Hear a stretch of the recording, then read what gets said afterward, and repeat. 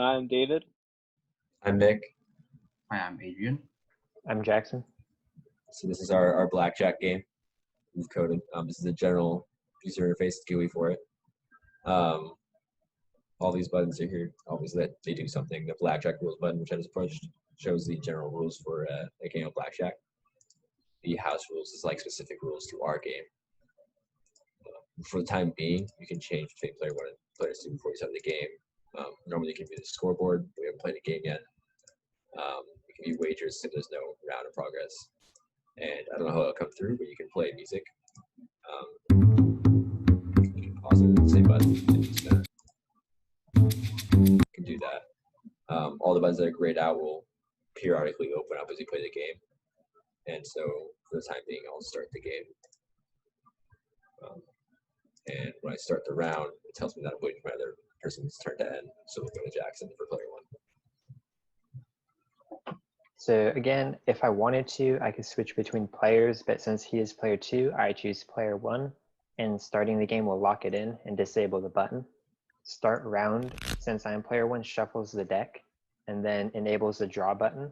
And so when I draw, it gives me 2 cards, and since I got an ace, it asks me whether I want it to be a 1 or an 11. And since I have a 6, I will choose my ace to count as 11, and it updates with my new hand value. Now I can view the scoreboard, which has not done anything yet, except just give 5 chips to each player, which it will do every round. I can place a wager against either the dealer or the opponent. So I will place against the opponent, and I will give 2 chips into the pot. It plays the betting sound and updates the field here. Now if I view the wagers, it'll tell me that there's 2 chips in the pot. And if I wager against the dealer, because you can bet against both if you would choose to, then now the view wagers lists both of them. And the view scoreboard is updated to show that now I don't have any chips because I put them all on the line. So now I can choose to hit or stay, but if I hit, I'll likely bust. And so I'm just gonna go ahead and choose to stay. And so now it'll tell me what I stayed on and wait for the other player to take their turn. And so coming back to this screen, there it is already. So it tells me my opponent's turn is over, so I can draw. So I'll draw my 2 cards. It shows what I started with, and it also shows the bet that was placed against me, so I can either choose to accept it or decline it. In this case, I'll choose to accept it. So now there's 4 chips in the pot, because there's 2 from each of us, and it shows my current player value and my hand value, which will change when I hit. So I received 8, so now it's 13. And I'm going to go for 1 more, because why not? Now I've busted, because I got a 10. So I'm unlucky, and I got 23.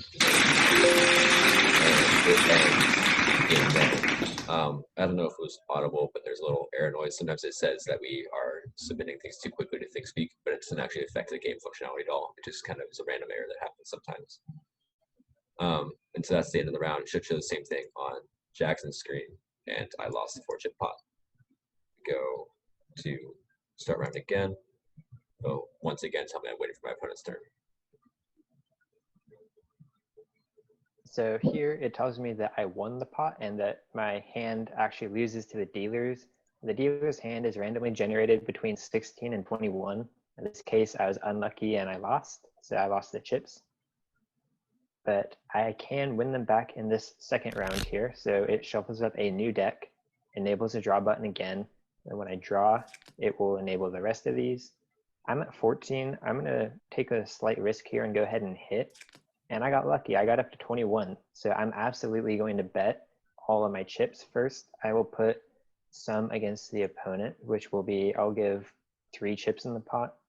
And then I'll split the other half against the dealer. 3 chips there.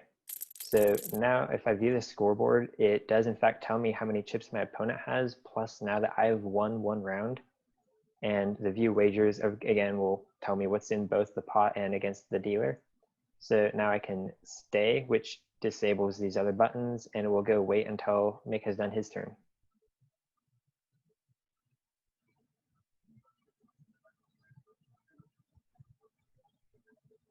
Should take yours. There it is.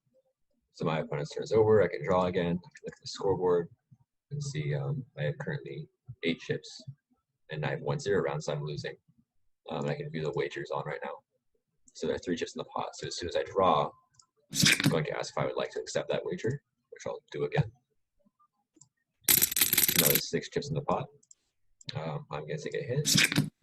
I can choose for this ace I just drew mid-turn to be a 1 or 11. We'll go with an 11. And then, I mean, that's not the best hand value ever, but I'll stay there and maybe I'll risk a little bit. I'll throw 2 chips against the dealer. Since I'm player 2, I can only wager against the dealer because player 1 is already gone. So I'll wager 2 much against the dealer, and then I will stay. And just when I stayed on,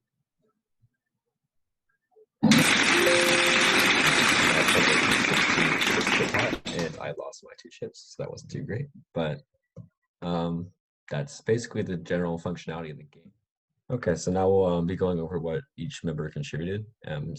First of all, for ThinkSpeak, everyone kind of contributed on that. We ended up using Jackson's ideas for the final version, but everyone kind of prototyped and worked on different versions. For my particular contributions, I worked on the sound effect function, which you see here. And for the core component, I worked on the GUI interface and the first prototype presenting images as you draw cards. And so we'll go to Adrian for his making a deck. So what I contribute is that I deal with the dealing. I also do the creation of the deck. So as you can see here in the shuffle deck, I'm responsible to create the deck and then shuffle the deck. And then for the hand value, scroll up. There you go. I'm also a little